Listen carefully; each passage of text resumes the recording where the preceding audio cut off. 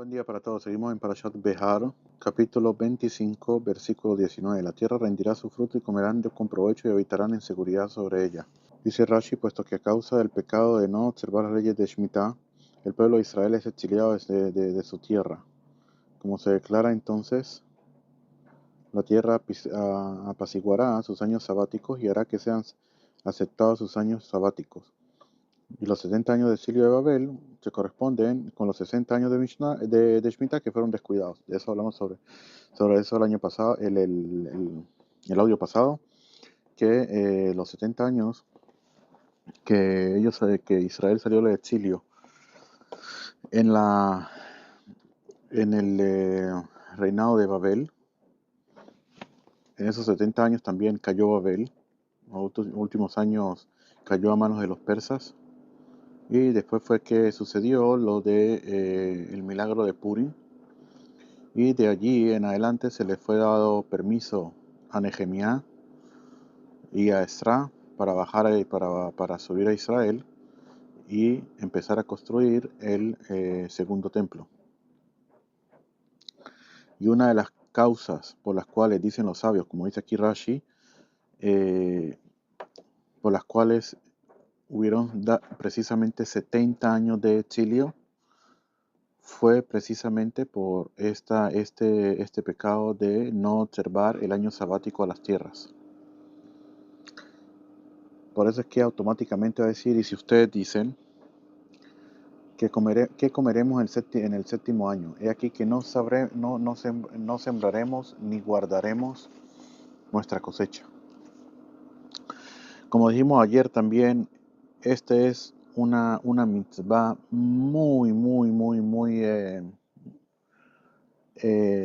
fuerte de emuná, de fe y bitajón en el Eterno. A veces la persona puede decir, sí, yo tengo fe, yo tengo seguridad en Hashem. Decirlo con palabras no quiere decir de que en verdad sea así. La persona tiene que comprobar con hechos en verdad de que la persona cree y tiene seguridad en Hashem, de que el sustento viene de Él. Palabras no sirven de nada. Palabras también, todo el mundo puede decir palabras pueden decir todos. Probar con hechos si la persona en verdad está en ese nivel. Ya que el nivel de fe, niveles de fe, niveles de temor a Hashem, de amor a Hashem, son niveles, hay muchos, dentro de lo que se llama Irat Hashem, lo que se llama temor a Hashem, hay muchos niveles dentro de eso. Dentro de eso hay muchos niveles. Y a veces la persona supuestamente piensa, que está en algún nivel muy alto, algo por el estilo, no. La persona tiene que demostrar con hechos y no con palabras. Palabras no ayudan de mucho. La tierra rendirá y habitarán en seguridad sobre ella. Esto quiere decir que no se preocuparán por la posibilidad de un año de sequía. La Mishnah señala que la situación imperante en los años de sequía es que hay hambruna y escasez parciales, pero no totales. Al precisar esto, Rashi quiere decir que no solamente no habrá hambruna y escasez totales, sino incluso parciales. Y comerán con provecho. Dice Rashi, incluso dentro de las entrañas habrá bendición en el alimento. Puesto que la frase anterior ya dijo que la tierra rendirá su fruto, es obvio que la gente podrá comer hasta la saciedad. Entonces la frase aquí que dice Veajalta la soba, que comerás para saciarte, no quiere decir que podrán ingerir abundante alimento, sino que incluso de lo que ingieran, por poco que sea, hará que se sientan satisfechos y les aproveche. De aquí podemos ver algo muy interesante de que la cosa no es la cantidad, sino la bendición que hay en esa cantidad. La cantidad puede ser muy pequeña, pero si tiene bendición, alcanza para bastante. A veces hay personas que ganan mucho dinero, pueden ganar mucho dinero, pero el dinero se les va, no les alcanza. Están todo el tiempo en minus, tienen esto, lo otro, no les alcanza el dinero. ¿Por qué? Porque no tienen bendición en el dinero, y no importa la cantidad que hagan, no tienen bendición en ella. A veces una persona puede ganar no mucho, y con ese poco tiene bastante bendición. Le alcanza para comprar esto, lo otro, pagar las cosas, las cuentas y todavía le queda. Eso se llama bendición. También aquí con respecto a la comida. La persona come, come, come y no se ve satisfecho. Mientras que el tzadik, como dice el pasuk, ojele soba. Come para satisfacer, para llenarse y ya. Incluso para tener provecho. Pero solamente puede comer incluso hasta algo poquito y con eso es suficiente. El Noam Elimelech dice algo muy interesante aquí, que la persona, Akadosh Baruj Hu, desde un principio de la creación, él colocó chinorot, por decirlo así, como decir llaves o tubos por donde baja la abundancia al mundo, ¿sí? Y la abundancia tiene que bajar todo el tiempo. Todo el tiempo como se dice, la llave está abierta. Pero si la persona tiene una duda de emuná, automáticamente se cierra la abundancia. La abundancia se encierra. Eso es lo que quiere decir, eso es lo que quiere decir aquí. Dice, Akadosh Baruj Hu no quiere que la persona pregunte qué vamos a comer el séptimo año. Por lo tanto, la Torah hace la pregunta.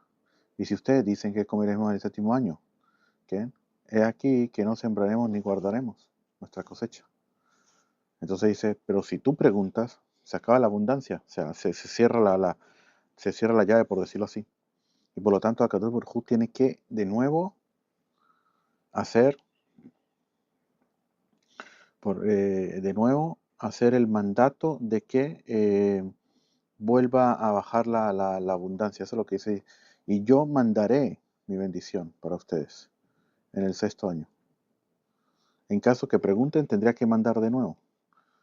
Pero si no preguntan, de todas maneras la bendición va a llegar el sexto año. Pero fíjate de lo que se enseña allí, de lo que es una pregunta de falta de emuná que haga la persona. Lo que hace en los mundos superiores. Nosotros pensamos, no, solamente una pregunta, solamente esto, solamente lo otro.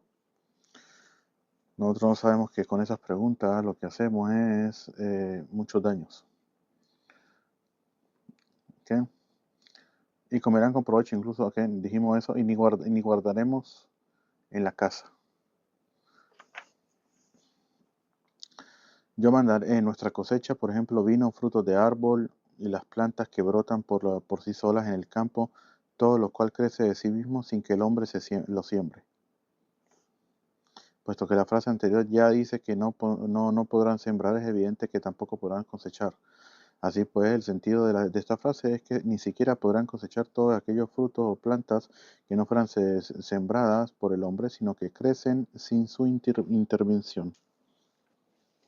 Yo mandaré mi bendición para ustedes en el sexto año y producirá una cosecha suficiente para los 3 años. Dice Rashi, para los 3 años, para una parte del sexto año, desde el mes de Nisan hasta Rosh Hashanah, pero el séptimo año y el octavo, ya que sembrarían en el octavo año, en el mes de Mar Heshvan, y cosecharían en Nisan, entonces la cosecha ya hubiese crecido completamente. La cosecha normalmente llega a su madurez en el mes de Nisan, el sexto mes del año. Por ello, cuando el versículo dice aquí que la cosecha les servirá durante 3 años, no quiere decir 3 años completos, sino 3 años de calendario. Para el resto del sexto año desde Nisan hasta el final de ese año, para el séptimo año entero y para los primeros 6 meses del octavo año hasta el mes de Nisan. Con este comentario Rashi explica que los 3 años no se refieren al sexto, al octavo y al noveno, como se podría pensar a simple vista. Sembrarán en el octavo año, pero comerán de la vieja cosecha hasta el noveno año, hasta la llegada de su cosecha, comerán de lo viejo. Hasta el noveno año, hasta el festival de Sukkot del noveno año, que es la época en que la cosecha del octavo año entra en la casa para guardarla, pues durante todos los días del verano, las cosechas permanecen en el campo en las eras. Y el mes de Tishrei, cuyo 15º día es Sukkot, Es la época en que se mete la cosecha dentro de la casa y había ocasiones en que era necesario que el sexto año produjera para 4 años, en el sexto año que tenía lugar antes del séptimo año de Shemitah, justo antes del año del jubileo, cuando la gente permanecía ociosa de la labor de la tierra durante 2 años consecutivos, el séptimo año de Shemitah y el año de jubileo. Pero este versículo, que únicamente menciona 3 años, fue dicho con respecto a todos los demás años de Shemitah. Seguimos. La tierra no podrá ser vendida a perpetuidad, pues mía es la tierra, ya que forasteros y residentes de ustedes son conmigo. Esto fue anunciado para imponer un mandamiento negativo con respecto a la restitución de los campos a sus dueños originales en el año del jubileo, para que el comprador no se aferre a ellos. Perpetuidad, ese término quiere decir definitivamente, para una venta definitiva y perpetua. Pues mira la tierra, que eso, dice Rashi, que eso de restituir la tierra que compraste no te sea molesto, ya que en realidad no es tuya. Seguimos, y en toda la tierra de su patrimonio redención proporcionarán a la tierra. Dice aquí Rashi, la expresión uvejol, y en toda, fue enunciada para incluir las casas y el siervo hebreo en la ley de rescate de bienes patrimoniales por parte de parientes, ¿okay? Que se sabe que pueden ser redimidos, rescatados monetariamente por el dinero que él fueron vendidos. Ese tema es, sobre todo si el siervo hebreo se le fue vendido a un patrón que es gentil. Más todavía cae el, el, el, ¿cómo que se llama? La obligación de redimirlo lo más pronto posible para que no de repente pueda dejar el judaísmo y todo lo demás estando allí. Seguro va a comer comida no kasher, muchísimas cosas, muchísimos problemas que se le pueden enfrentar. Por lo tanto, está la obligación de lo más rápido redimirlo. Pero según su sentido simple, este versículo está unido temáticamente al versículo que sigue, queriendo decir que la persona que venda su patrimonio ancestral tiene el derecho de redimirlo después de 2 años, ya sea él o un pariente suyo, y el comprador no podrá impedirlo. Seguimos, si tu hermano empobrece y vende de su patrimonio a su redentor, el más cercano a él, vendrá y redimirá la venta de su hermano. Y si su hombre no tiene redentor, pero sus medios alcanzan y posee lo suficiente para su rescate, entonces calculará los años de su venta y devolverá el excedente al hombre al que le vendió y retornará a su patrimonio. Dice Rashi, y si tu hermano pobrece y vende, esto enseña que ningún individuo tiene el derecho de vender su campo patrimonial, excepto cuando esté presionado por la pobreza, pero de su patrimonio, pero no todo de él, pero no todo él. La Torá nos enseña aquí la conducta correcta a seguir, que se quede con un campo para sí mismo, por lo menos para que tenga, aun cuando le está permitido vender una parte de sus tierras patrimoniales, cuando la pobreza lo aprieta, no deberá venderlas todas. Redimirá la venta de su hermano, y el comprador no podrá impedirlo. El Talmud cita una diferencia de opinión entre dos sabios con respecto al rescate de tierras patrimoniales por parte de los parientes del vendedor. Según Rabbi Eliezer, este rescate constituye una obligación. Según Rabbi Yoshua, es voluntario. Este comentario de Rashi implica que sigue aquí la opinión de Rabbi Yoshua, pues solamente de acuerdo con él, la frase remitirá la venta de su hermano implica que el comprador no podrá impedir el rescate. Pero según Rabbi Eliezer, la frase no es enunciada para enseñar eso, sino para prescribir que es una obligación hacerlo. Seguimos, si un hombre no tiene redentor, pero acaso hay un individuo que no tenga redentores entre sus parientes, en realidad este versículo habla del redentor, de un redentor que tenga los medios para redimir, un redentor que tenga los medios para redimir lo vendido. Entonces calcularán los años de su venta. El vendedor le dice al comprador cuántos años transcurridos desde que te vendí el campo hasta el año del jubileo. El comprador responde tanto y tantos. El vendedor le dice, ¿y por cuánto tiempo, por cuánto dinero te lo vendí? El comprador responde por tanto y tanto. El vendedor le dice, eventualmente tendrás que regresármelo en el jubileo. Resulta pues que en realidad compraste un cierto número de cosechas según el total de cada año. has consumido las cosechas del campo durante 3 o 4 años. Sustrae el valor de las cosechas que consumiste de la suma total del dinero que me pagaste y toma el resto. Esto es lo que significa la siguiente frase que dice: y devolverá el excedente del precio de la venta por el consumo que el comprador consumió durante los años en que el campo estuvo en su lugar, y deberá devolver el comprador la diferencia entre el precio de la venta y el valor de las cosechas que consumió. Aquí hay diferentes tipos de compras, ventas, todo lo que se tiene que hacer. Una de las cosas es así: por ejemplo, él vendió el campo por 6 años, hasta que llegue la Shemitah. En la Shemitah tiene que regresarle, o que llegue el jubileo, no me llané. Se lo vendió por $6,000, ¿sí? Y pasaron 3 años. Después de los 3 años, el dueño del campo tiene dinero y puede redimir el campo. ¿Qué hace? Él manda a la persona y le dice: toma, yo te doy $3,000, que son los 3 años que hace falta, devuélvame mi campo. Él le da prácticamente la plata que él le dio. Ahora, con respecto a lo que hay en el campo, por ejemplo, si todavía no se ha cosechado o no ha cosechado, no hay nada en el campo y todo lo demás, eso es diferente, eso ya es otra cuenta que ellos tienen que hacer y todo lo demás, pero ese es el caso en concreto, lo más fácil aquí para entender lo que nos dice Rashi. Pero si sus medios no le alcanza lo suficiente para restituirle, entonces su venta permanecerá en manos del que la compró hasta el año del jubileo. El jubileo saldrá y regresará a su patrimonio. El hombre que lo vendió decía: el que le vendió, este vendedor que viene para rescatarlo. Siguiente, suficiente para restituirle. De aquí se aprende que no podrá rescatarlo por partes. Es por eso que no enfatiza que debe tener suficiente. Si tiene suficiente para rescatar todo el terreno, puede hacerlo. En caso contrario, no lo podrá rescatar por partes. Hasta el año de jubileo, esto enseña que de ningún modo deberá entrar en ese año teniendo el campo en su poder, ya que el año de jubileo hace remisión de los campos a los dueños originales en su inicio. ¿Quieren? Seguimos. Si un hombre vende una casa residencial en una ciudad amurallada, su rescate será hasta el término del año de su venta. Un año será su periodo de rescate.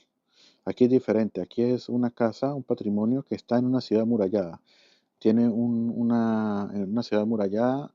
De por sí, en aquellos tiempos, una ciudad amurallada era una ciudad mucho mejor que una ciudad que no está amurallada, porque en el caso de que ahí venían y atacaban y todo lo demás, ¿sí? Por lo menos tienen las murallas, pero la ciudad que no tiene murallas, automáticamente entran y lo agarran todo. Por lo tanto, una casa que está dentro de la ciudad amurallada vale más, y para rescatarla tiene otros juicios, otras alajot, otras leyes. Aquí solamente lo puede redimir solamente en el primer año. Y si no lo remide, esa casa pasa a los Kohanim, Bet HaMikdash. ¿Sí? Dice aquí: una casa residencial en una ciudad amurallada. Esto se refiere a una casa dentro de una ciudad que haya estado rodeada por una muralla desde los días de Yoshua ben Nun. Su rescate será, puesto que se declara con respecto a un campo que en el que lo vendió, podrá redimirlo a partir de 2 años desde el momento de la venta en adelante, en cualquier momento que lo desee, ya que dentro de los 2 primeros años no podrá redimirlo. Era necesario que la tocara explicar en este caso, el de la casa de residencia, que su ley es a la inversa, que si quiere redimirla durante el primer año podrá hacerlo, pero después de ello no podrá redimirla. Entonces, lo del campo es diferente, porque el campo, por ejemplo, si la persona lo vendió, es para que la persona lo trabaje. ¿Y cuando él va a tener disfrute de esas frutas? Al segundo año. Entonces, no va a poder no le dan a la persona de la Torá poder redimirlo el primero o el segundo año. Por lo menos que la persona que lo compró, por lo menos tenga un disfrute de algo del trabajo que ha hecho en el campo. Por eso se le da hasta después de 2 años, lo puede redimir. Pero aquí, con referente a la ciudad amurallada, es algo diferente. Por lo tanto, a la ciudad amurallada se le da el primer año que él lo puede redimir. Su rescate será, es decir, el rescate de la casa. Un año, los días de un año completo son llamados días. Y de igual modo, en el versículo, que la joven permanezca con nosotros un año. Y el año ahí dice yamim, o sea, días.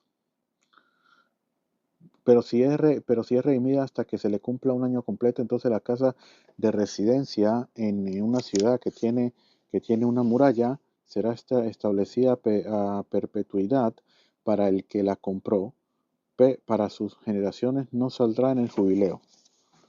Dice aquí, salió del poder del vendedor y entró en el poder del comprador, que tiene una muralla a pesar de que el texto habla de que está escrito lo, o sea que no tiene, lo leemos como si dijera que tiene. Nuestro maestro de bendita memoria dijeron que este cambio de la lectura es para interpretar lo siguiente, a pesar de que ahora no tengan las murallas, antes, puesto que antes de ahora sí la tenía, se le aplica la ley de una ciudad amurallada. Ahora bien, la palabra ir, que es ciudad, es femenina, y de hecho hubiera sido necesario escribir el pronombre en femenino, decir la y no lo en masculino.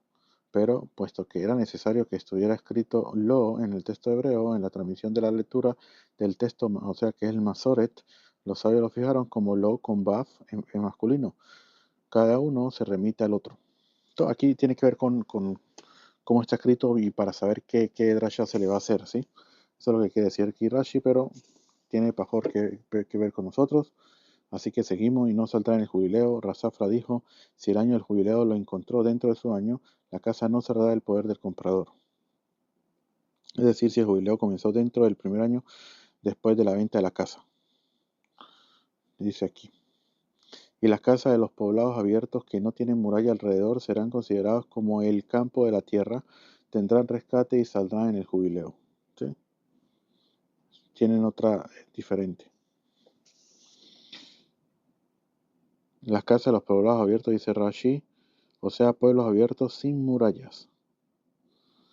La frase quiere decir que estas casas tendrán un estatus similar al de los campos, los cuales pueden ser redimidos hasta el año de jubileo y salen de manos del comprador en el jubileo y regresan a sus dueños si es que no fueron redimidos antes. Tendrán rescate incluso inmediatamente, si es que el dueño original así lo desea. Y en este caso, el poder de los dueños originales de casas es mayor que el poder que tienen los dueños de campo vendidos para redimirlos, pues los campos no pueden ser redimidos sino hasta que haya transcurrido sino 2 años, pero aquí de una vez lo puede rescatar si lo quiere. Y se dará el jubileo gratuitamente. En cuanto a las ciudades de los Levín, las 48 ciudades que se le fueron entregadas no son ciudades, sino son entre ciudades, entre los tribus que se les dieron, ¿sí? Para ellos como especie de montañas, cosas así, eso donde estaban ellos, y estaban las ciudades ahí en esas ciudades colocaban las prisiones para las personas que mataron sin intención, que tenían que ir hasta allí. Entonces dice aquí, en cuanto a las ciudades de los Levín, las casas en las ciudades de su patrimonio, los Levín tendrán rescate permanentemente.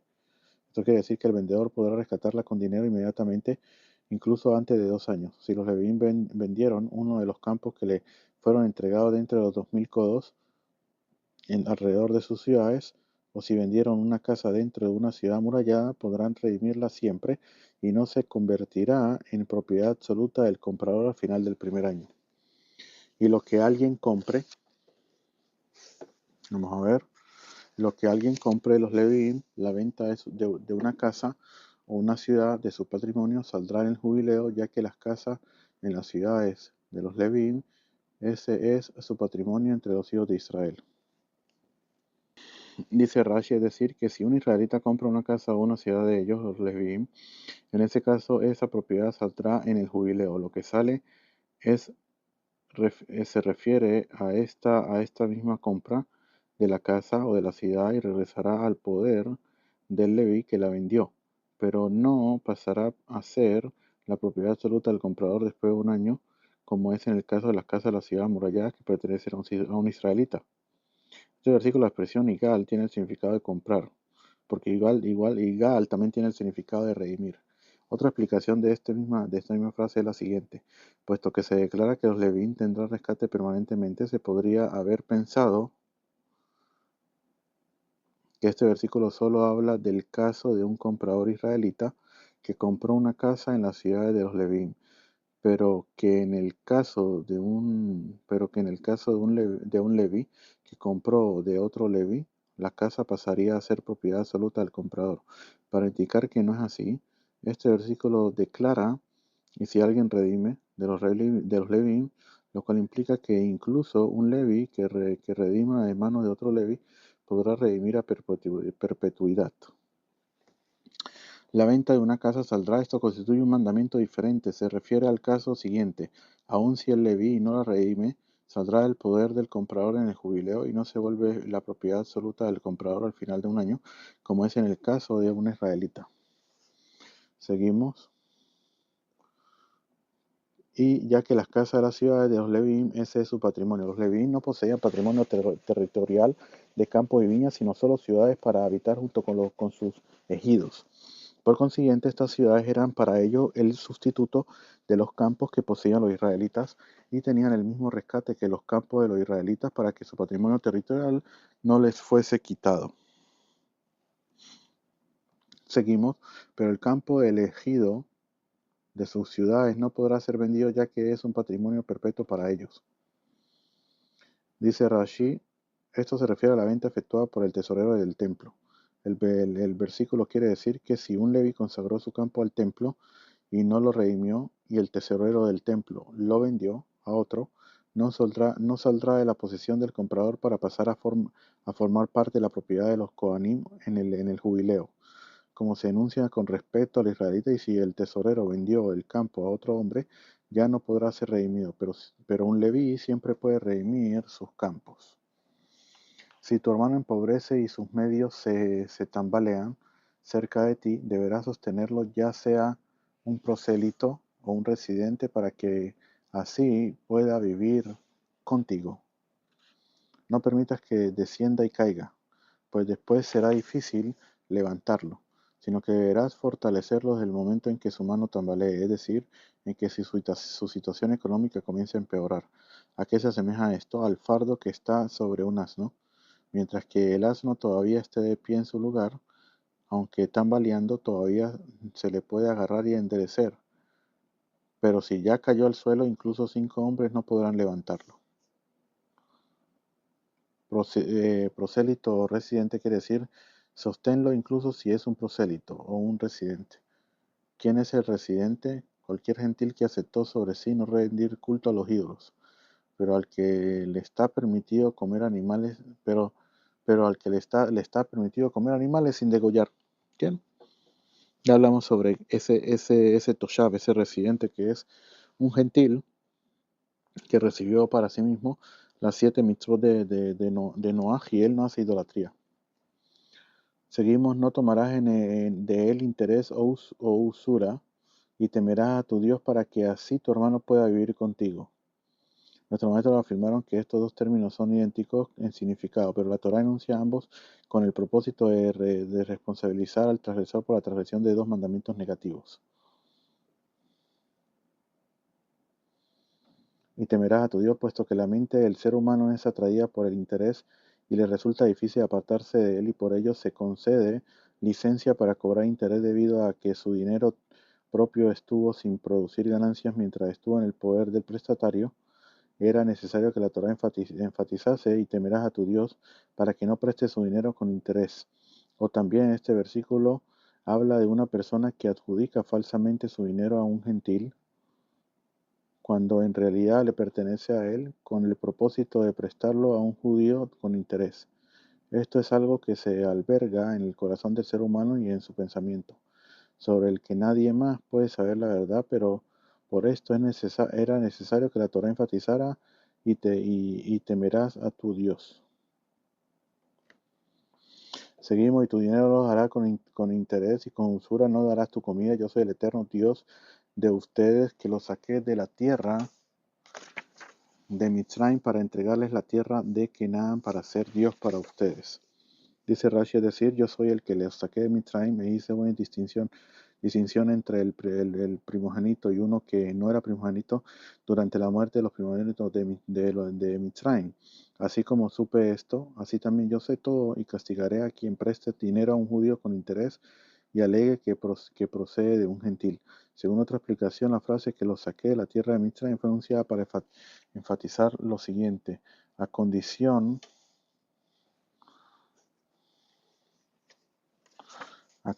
de que ustedes aceptasen sobre mí mis mandamientos, fue que los saqué. incluso si les es pesado cumplirlos, para entregar la tierra de Canaán en recompensa a que acepten mis mandamientos, para ser Dios para ustedes, pues yo soy Dios para todo el que habita en la tierra de Israel, pero a todo aquel que salga de ella es como si rindiera culto a la idolatría. En muchos lugares de la Torá, la mención de que Dios sacó al pueblo de Israel de Mitzrayim es acompañada por la exigencia de aceptar el yugo, acompañada por la exigencia de aceptar el yugo de Dios y de sus preceptos.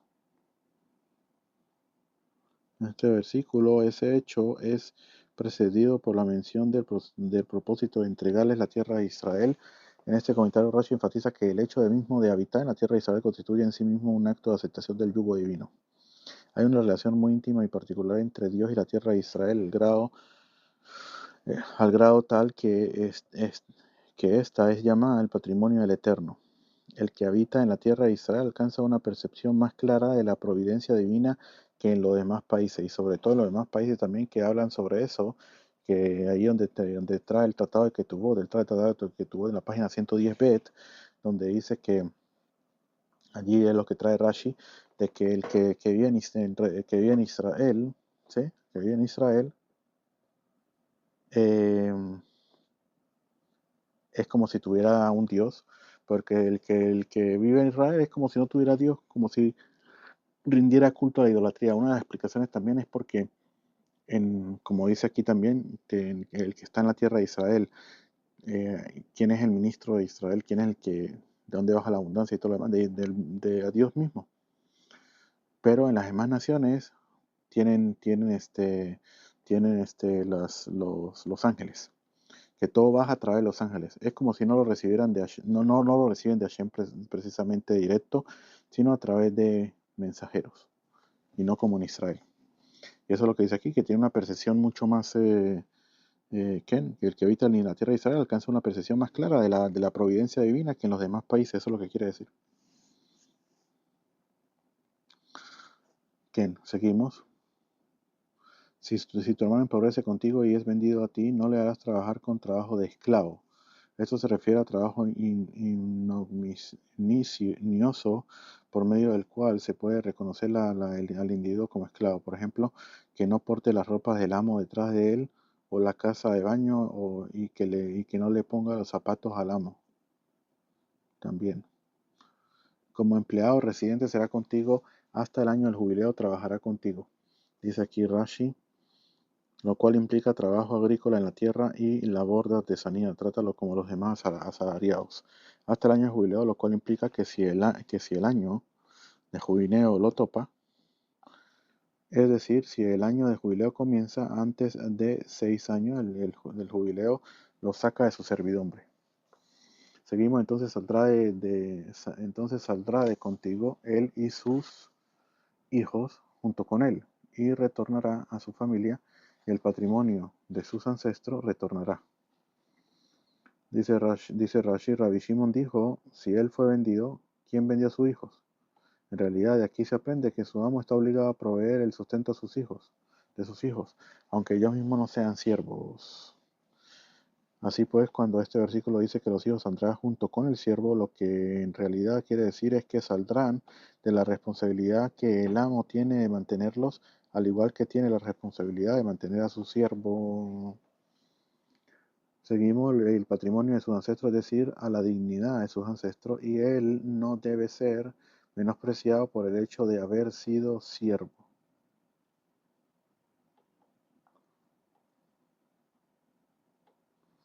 Patrimonio de... Este término designa aquí su posición social. Pues ellos son mis siervos, dice Rashi, quiere decir mi contrato tiene procedencia sobre el contrato de otro amo. Pues ellos son mis siervos míos, a los que saqué de la tierra de Mitzrayim, no podrán ser vendidos por venta de esclavos, no los subyugarás por medio de trabajo quebrantador y temerás a tu Dios. No será vendido, dice Rashi, es decir, mediante el anuncio, aquí hay un esclavo para vender, y el vendedor no deberá poner al siervo judío sobre la piedra que sirve de estrado de venta. No lo subyugarás por medio de trabajo quebrantador, dice Rashi, es decir, trabajo que en sí mismo es innecesario, con el propósito de humillarlo. No le digas caliéntame la bebida de este vaso, siendo que no lo necesitas. Tampoco le podrás decir rastrilla debajo de la bebida de este vaso, siendo que no lo necesitas. Tampoco lo podrás decir rastrilla debajo de esta viña hasta que yo regrese. Ahora bien, quizás diga, nadie podrá saber sobre esta viña hasta que yo regrese. Ahora bien, no, sobre este asunto, si realmente es necesario o no. Y yo le diré al siervo que es necesario. Hay aquí otro caso. Aquí otro caso de un asunto que es entregado al corazón, es decir, que ningún ser humano puede conocer las intenciones reales del amo, salvo él mismo, y por ello es con respeto que la Torah declara y dice, y temerás a tu Dios. Seguimos, tu esclavo o tu esclava no que puedas poseer de las naciones que los rodean, de ellos podrán comprar esclavo o esclava. Si es que siendo así, dices, siendo así, que no puedo utilizar un siervo hebreo para mis necesidades personales, ¿a quién puedo utilizar entonces? No poseo el dominio absoluto sobre mis siervos hebreos, ni puedo tomar posesión de los miembros de las 7 naciones que habitan en la tierra de Canaán, ya que tu Dios no me has, ya que tu Dios me has mandado que no dejarás vivir ningún alma de esas naciones. Entonces, ¿quién me servirá? La respuesta está en el siguiente enunciado. De las naciones, ellos podrán ser tus siervos, los que los rodean, pero no los que están dentro de la frontera de su tierra, los 7 pueblos de Canaán, ya que con respecto a ellos ya se les dije que no dejarán vivir a ningún alma. Seguimos, estamos, y también de los hijos de los residentes que habitan con ustedes, de ellos podrán comprar, así como de sus familias que están con ustedes, a quienes engendraron en su tierra y permanecerán contigo en patrimonio. Dice Rashi, y también los hijos de residentes que hayan venido de las tierras que están a su alrededor para casarse con mujeres cananeos en su tierra, y ellas les hayan dado a luz hijos, puesto que la nacionalidad del hijo sigue a la del padre. El producto de esa unión no está incluido en la prohibición de no dejarás viva a ninguna alma, por lo que te estará permitido comprarlo como esclavo. De ellos podrán comprar, es decir, a ellos podrás comprarlos como esclavos. Los mantendrá en su posición para sus hijos después de ustedes, para heredarlos en patrimonio, podrá servirte de ellos para siempre, pero con sus hermanos, los hijos de Israel, cada hombre con su hermano, no los subyugarán con trabajo quebrantador. De aquí viene la prohibición de que está prohibido después que ya compraste un Evet Kenanit. Evet Kenanit se le llamaba así. Evet Kenanit se le llama por la clalá, la, la maldición que hizo que dijo Noé a, a Kenan, por lo que sucedió, y hablamos sobre eso en la parasha de Noah, no vamos a meterme en eso, pero lo que se llama Evet Kenaní está con referente a todos los pueblos, no solamente con el pueblo kenaní, sino con todos los pueblos, que todos los esclavos se llaman kenaní, el esclavo kenanita. ¿Bien? Aquí viene la prohibición de que cuando ya lo compres tienes prohibido dejarlo libre, tienes prohibición. Esa es la prohibición. Dice aquí, esta frase significa manténgalos como heredad para sus hijos que vengan después de ustedes. Y no es posible explicar esta frase en el sentido de heredenlos a sus hijos, pues de ser así la Torah hubiera debido escribirlos, heredan a sus hijos. Lo mantendrá en su posición en forma de verbo similar, dice, fortalezcanse. Cada hombre con su hermano. Eso fue enunciado para incluir a un líder con su pueblo y a un rey con sus sirvientes en la prohibición que prescribe que no hay que subyugar a ningún judío con trabajo quebrantador.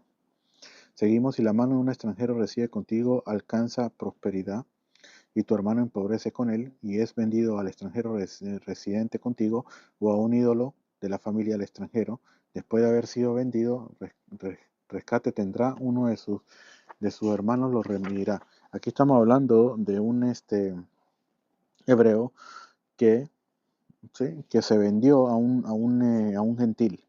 Dice, esta frase se refiere a un extranjero gentil que sea residente, tal como el Targum lo dice, un circunciso residente. Y al final el versículo prueba que la frase se refiere a un mismo individuo ya que se declara y es vendido a un extranjero residente contigo. Si la mano de un extranjero residente contigo alcanza la prosperidad, ¿qué fue lo que hizo que se le hiciera rico? Su apego contigo. Se apegó a ti, la bendición viene por ti, no por él. Y tu hermano empobrece con él, ¿qué fue lo que causó que le empobreciera? O sea, su apego a él, al gentil, porque aprendió de sus actos. Entonces, cuando empieza a hacer transgresiones, quedó pobre, no queda nada. La familia de un extranjero, esto se refiere a una familia idólatra. Cuando la Torá dice que fue vendido a un ídolo, se refiere a un judío que ha sido vendido al ídolo mismo para que fuera su sirviente, pero no para rendirle culto como deidad, sino para ejecutar los servicios de cortar leña y sacar agua, etc. Rescate que tendrá inmediatamente, fíjate lo que es, hay que redimirlo inmediatamente de allí antes que sea peor. No deje que se asimile, es lo que quiere decir aquí Rashi, que no se asimile.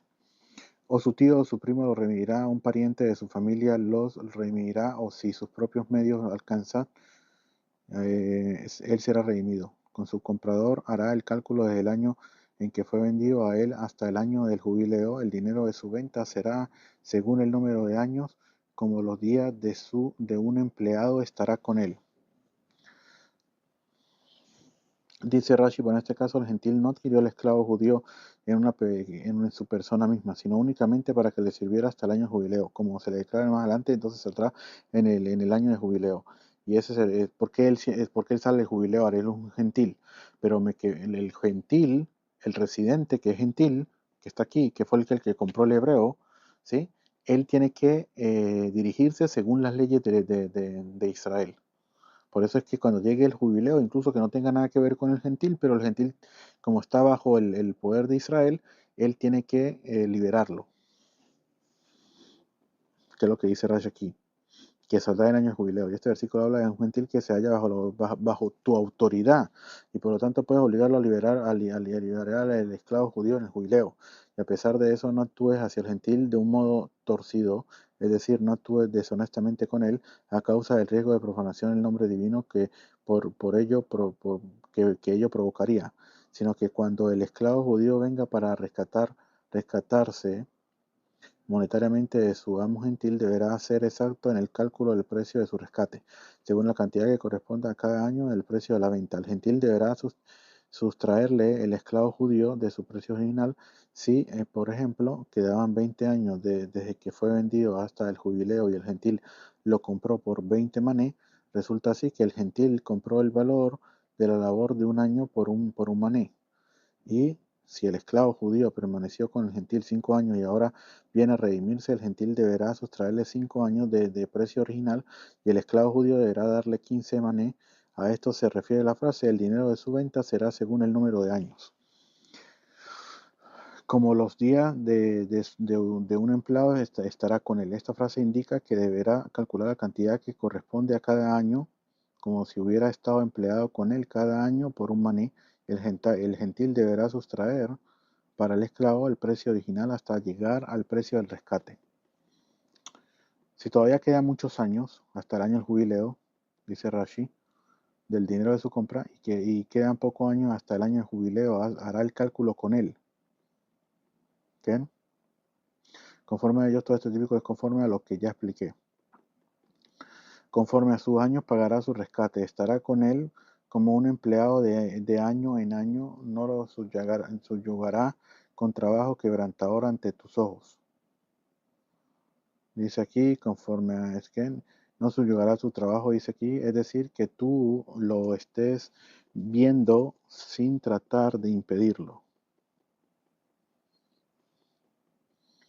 Prohibir que un gentil subyugue a un esclavo judío ante tus ojos, es decir, en presencia de un judío.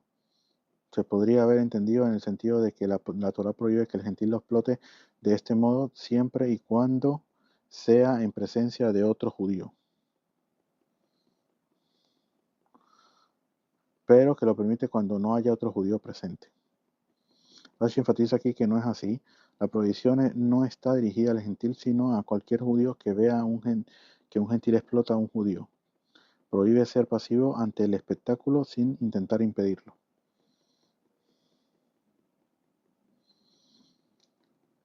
Y si quedan pocos años del jubileo que dijimos sobre esto, pagará el rescate, estará con él como un empleado de año en año, y no lo subyugará con trabajo que orientado ante sus ojos. Y si no es redimido por estos medios, o sea, por estos medios, podrá ser rescatado, pero no podrá ser rescatado por medio del término de 6 años de servidumbre.